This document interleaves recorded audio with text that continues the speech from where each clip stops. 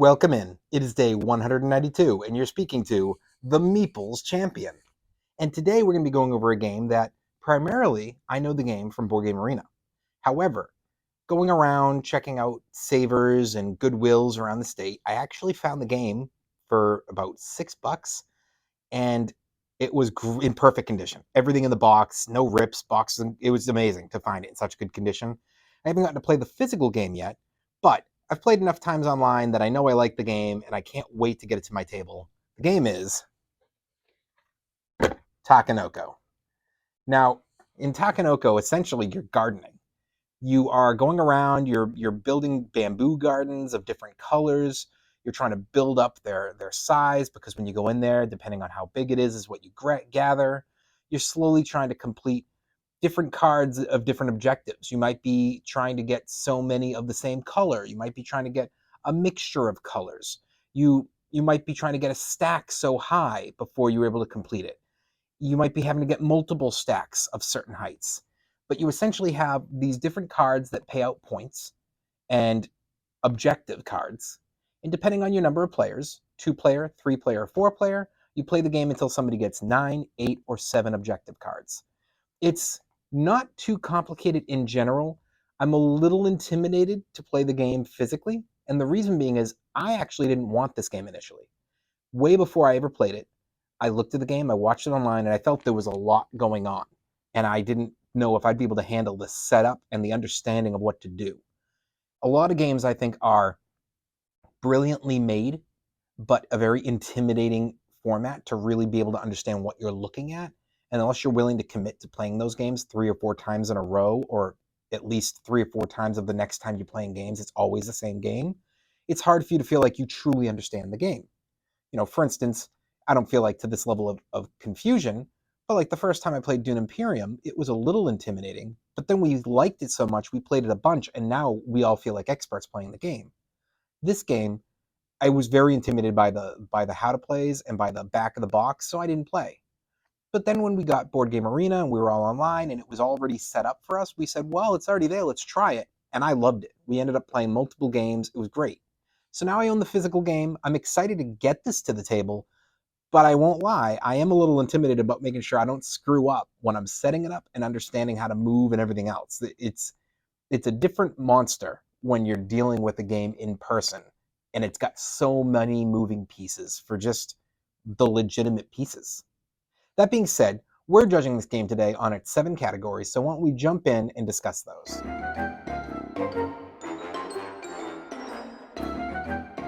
When it comes to the art, this game is beautiful. I don't do more than a thumbs up or a thumbs down for my stuff. That's how I judge it. It's either I approve or I don't approve.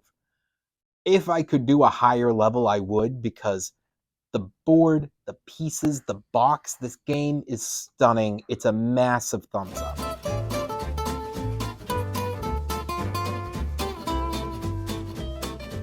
Speaking of those pieces, the components are great.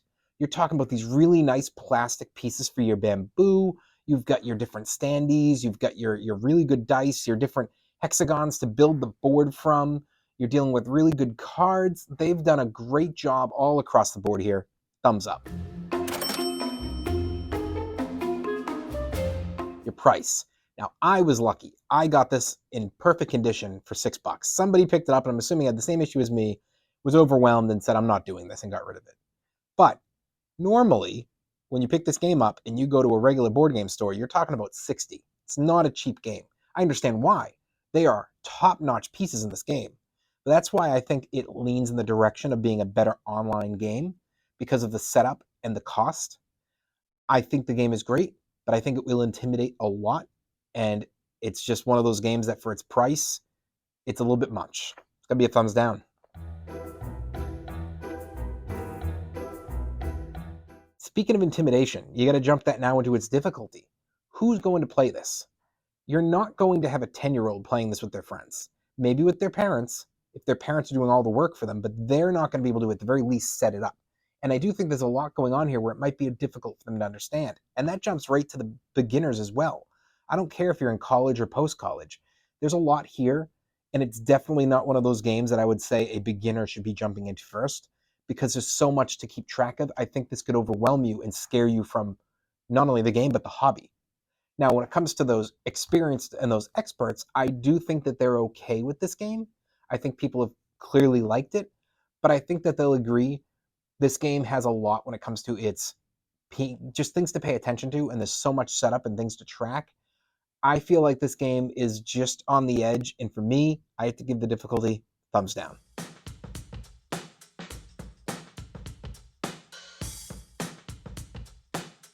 Replayability. Now, again, when you are really into playing this, I think this game is one that you'll figure it out.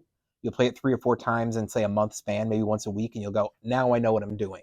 You'll be able to set it up quick. You'll be able to understand what you're doing. You'll fly through. And if you're doing it like that, yeah, plenty of replayability.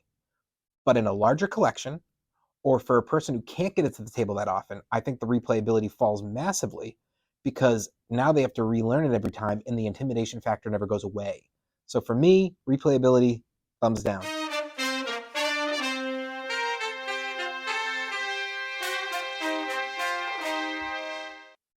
When it comes to those keys to victory, they have so many here. Whether you're talking about the fact that you have your different characters with their special abilities, if you're talking about the setup of the board, how you have the hexagonal board setup of randomness every time, just like games like, say, Catan, or if you're talking about your objectives and how it shifts you in different directions of what you need off that board.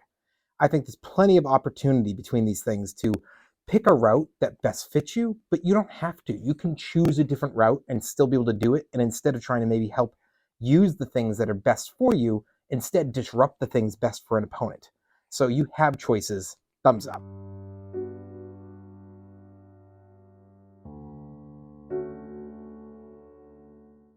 When it comes to being unique, yes, the 3 things I just mentioned are not necessarily unique. You see those in other games. But when you bring those in together, and then you add to them this great idea when it comes to putting the bamboo sticks on the board that builds up, the panda on the board that moves around, I think they have a really unique game here. I have to recognize it. Thumbs up. Overall, what do I think? I think this is a good game, but I wouldn't recommend it for everybody. Personally, I don't think that most experienced or expert game groups are going to want it, because if they have enough people who are at that level, they're going to have enough options of games that this won't get chosen very often. However, the occasional group will. On top of that, if you have some couples out there with kids, I think if the couples really like the game, be willing to take 3, 4, maybe 5 tries playing before the kids are going to really start to understand it. But I think that you could get a kid to play this game and be engaged, and eventually, maybe a few months in or maybe 6 months in, get to a point where they really know what they're doing, and you could have a 10-year-old playing with their parents and enjoying it. So I think it's something worthwhile. It's just not one I would recommend to most of you. That being said, it's up to you to decide what games are for you and what aren't. So if you see this game and just want to give it a try, go for it. But I'd recommend getting on Board Game Arena. I think it's a great way to start off like I did, and to be able to get an idea as to whether you like the gameplay, without having to worry about that setup to affect that judgment there. Well, it has been day 192, and we've been speaking about the game Takenoko, and you've been speaking to the Meeples Champion. Like, share, subscribe, and check down below in the description. I'll be adding in an Amazon link in case you want to get this game for your collection. Until next time.